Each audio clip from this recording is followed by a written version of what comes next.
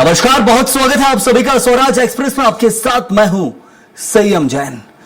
मुख्यमंत्री मोहन यादव ने विरासत को विकास से जोड़ने की जो नई परंपरा मध्य प्रदेश में शुरू की है, उसकी मनोहारी झलक 9 संवत्सर के अवसर पर देखने को मिली। विक्रम संवत 2083 के स्वागत में प्रदेश भर में सूर्य उपासना, सांस्कृतिक कार्यक्रम और महाकालेश्वर मंदिर पर ब्रह्म ध्वज स्थापना जैसे भव्य आयोजन किए गए। सीएम खुद संस्कृति के इन महापर्वों के सहभागी और साक्षी बने। तो वहीं इस मौके पर सीएम ने कहा कि सनातन संस्कृति की ध्वजा हर काल और हर युग में हमारी पहचान रही है।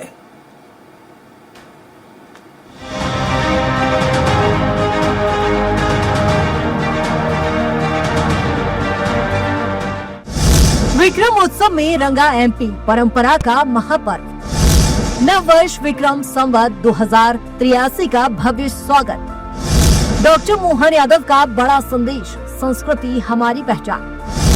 महाकालेश्वर मंदिर पर होगा ब्रह्म ध्वज स्थापित। प्रदेश भर में सूर्य उपासना और सांस्कृतिक आयोजन। सम्राट विक्रमादित्य की गाथा घर घर पहुंचेगी। नव वर्ष के महत्व पर पुस्तिका का वितरण। 1 करोड़ 1 लाख का अंतर्राष्ट्रीय सम्मान घोषित। मुख्यमंत्री डॉक्टर मोहन यादव ने कहा है कि सनातन संस्कृति की ध्वजा हर काल और हर युग में हमारी पहचान रही है। हमने कई आक्रांताओं का सामना किया है, लेकिन कुछ बात है कि हस्ती मिटती नहीं। हमारी पूरे विश्व भारतीय संस्कृति और परंपरा के महत्व को स्वीकार करती है।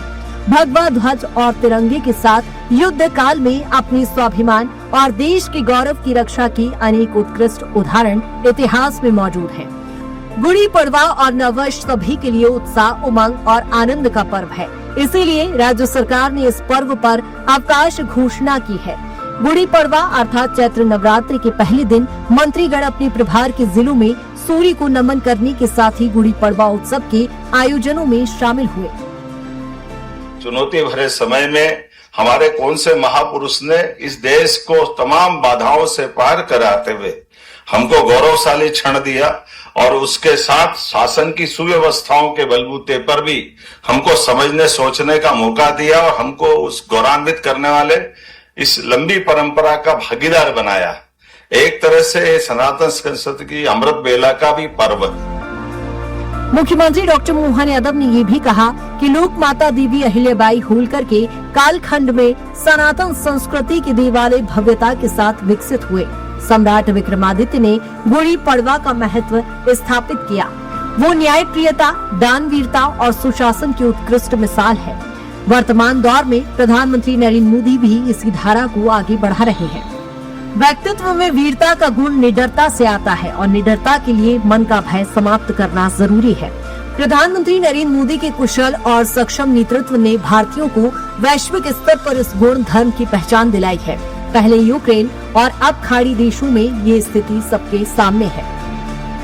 तो संवत प्रारंभ करने का अधिकार किसको होना चाहिए? तो जिसने अपने शासन की सुव्यवस्था स्थापित कर ली। हर व्यक्ति जो राज्यकाल के अंदर है उसको जीने की मूलभूत सुविधा सब प्रकार की मिलती जाए, उसको किसी प्रकार के कष्ट न हो। सारे कष्टों को, सारी व्यवस्थाओं को सुव्यवस्था में संचालित करते हुए विक्रमादित्य ने सुशासन की व्यवस्था में अपना प्रारंभ किया, शकों से परास्त करते हुए। राज्य सरकार ने सम्राट विक्रमादित्य के नाम पर 1 करोड़ 1 लाख रुपए राशि का अंतर्राष्ट्रीय सम्मान आरंभ किया। ये देश का सबसे बड़ा पुरस्कार है। सम्राट विक्रमादित्य के बहुविध गुणों, भारतीय संस्कृति के उत्थान, सामाजिक नवोन्मेष, भारतीय दर्शन, धर्म परंपरा के प्रचार प्रसार, रचनात्मक और जन कल्याणकारी कार्यों के क्षेत्र में उल्लेखनीय योगदान के लिए स्थापित इस पुरस्कार के लिए गुड़ी पड़वा से नामांकन आमंत्रित किए जा रहे हैं। सम्राट विक्रमादित्य के न्याय प्रियता, दानवीरता, सुशासन, मानव कल्याण, सर्वधर्म समन्वय जैसे मूल्यों को राज्य सरकार निरंतर प्रोत्साहित कर रही है। और विक्रमादित्य को लेकर के हमारी सरकार ने विक्रमादित्य रिसर्च सेंटर बनाया है, जिसमें उस काल के सिक्के से लेकर उस काल के साहित्य पे अलग अलग प्रकार की फेलोशिप भी दे रहे हैं, कैलेंडर का प्रकाशन भी करा रहे हैं। वैदिक घड़ी की शुरुआत भी हुई। वैदिक घड़ी भोपाल में भी लगी, आपके पास भी लग सकती है, इसमें कोई आश्चर्य की बात नहीं। और ऐसी बहुत सारी बातों को करते हुए सरकार सांस्कृतिक रूप से हमारे उस गौरवशाली अतीत को जीवंत रखना चाहती है। कुल मिलाकर उज्जैन से शुरू हुआ विक्रमोत्सव अब पूरे प्रदेश में आस्था, परंपरा और सांस्कृतिक गौरव का संदेश दे रहा है।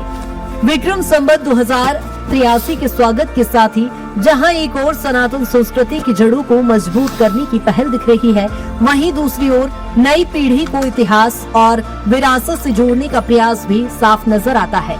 मुख्यमंत्री डॉक्टर मोहन यादव की पहल पर सूर्य उपासना, सांस्कृतिक कार्यक्रम और सम्राट विक्रमादित्य की गाथाओं के जरिए इस महापर्व को जन जन तक पहुंचाया जा रहा है।